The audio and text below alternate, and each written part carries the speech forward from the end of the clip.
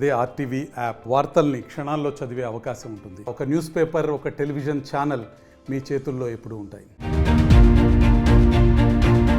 2024 వివాదాలకు care of address గా టాలీవుడ్ నిలిచింది. ఎన్ని హిట్స్ చూసిందో అంతకు మించి వివాదాలను చవిచూసింది. ఈ ఏడాదిలో మినిమం గ్యాప్ లో హిట్స్ రాకపోయినా వివాదాలు మాత్రం పుట్టుకొచ్చాయి. నిజానికి టాలీవుడ్ కు వివాదాలు కొత్తేమీ కాదు, కానీ ఈ ఏడాది డోస్ కాస్త ఎక్కువైంది. ఈ ఏడాది అతిపెద్ద వివాదం ఏదైనా ఉంది అంటే అది అల్లు అర్జున్ జైలుకెళ్లడమే.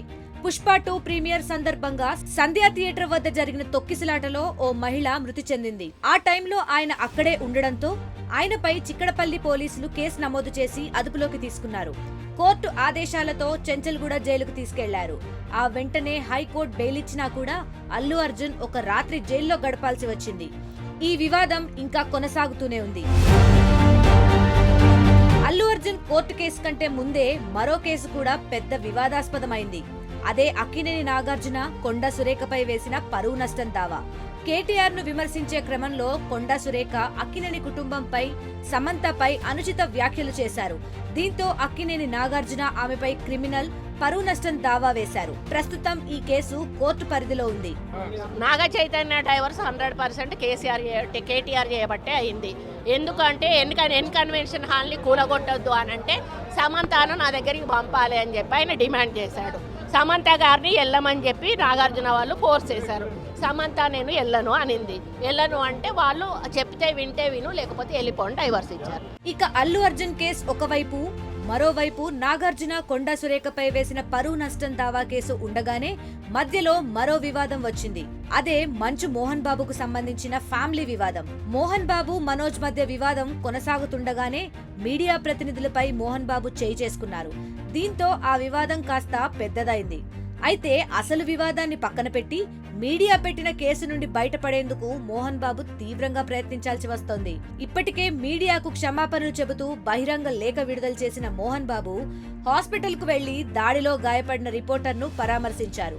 మొత్తానికి మంచు ఫ్యామిలీతో పాటు జర్నలిస్టు కొట్టిన కేసును కూడా మోహన్ బాబు ఎదుర్కొంటున్నారు.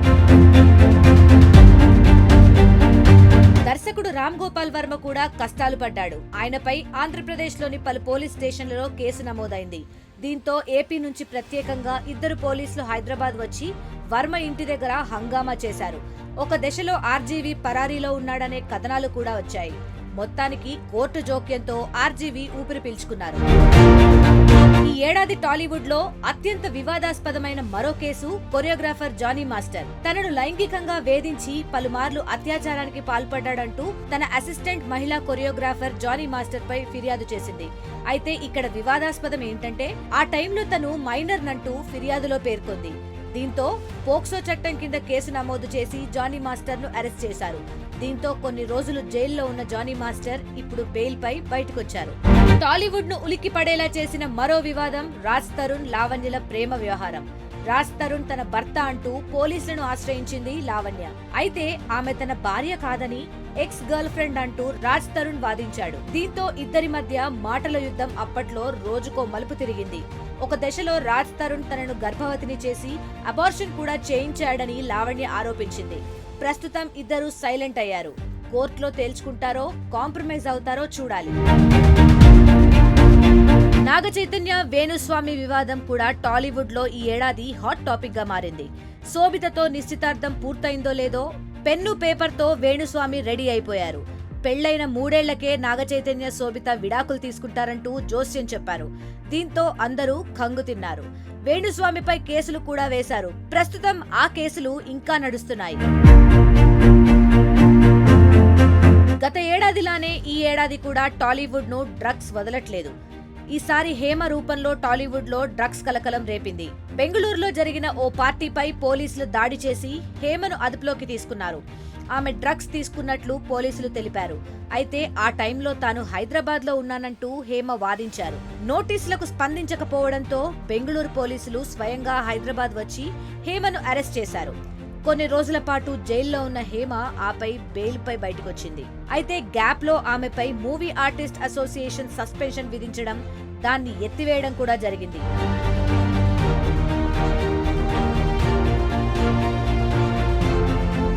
అయితే ఈ ఏడాది టాలీవుడ్ లో వెలుగు చూసిన వివాదాల్లో ఇవి కొన్ని మాత్రమే. ఇలా చెప్పుకుంటూ పోతే మరికొన్ని కాంట్రవర్సీలు కూడా కనిపిస్తాయి. నటి పూనమ్ కౌర్ నేరుగా త్రివిక్రమ్ పై ఆరోపణలు చేశారు. మూవీ ఆర్టిస్ట్ అసోసియేషన్ త్రివిక్రమ్ పై తాను చేసిన ఫిర్యాదుపై స్పందించలేదన్నారు. అటు ప్రభాస్ పై బాలీవుడ్ కమేడియన్ అర్షద్ వార్సీ చేసిన వ్యాఖ్యలు కూడా పెద్ద దుమారం రేపాయి. ఇక హరీష్ శంకర్, చోటాకే నాయుడు వివాదం చిన్నపాటి అలజడి రేపింది. ఇలా 2024లో వివాదాలు టాలీవుడ్ ను ఉక్కిరిబిక్కిరి చేశాయి. మరిన్ని వీడియోస్ కోసం ఛానల్ ని సబ్స్క్రైబ్ చేయండి. లేటెస్ట్ అప్డేట్స్ కోసం వాట్సాప్ ఛానల్ ని ఫాలో అవ్వండి. ఆ లింక్ డిస్క్రిప్షన్ లో ఉంది.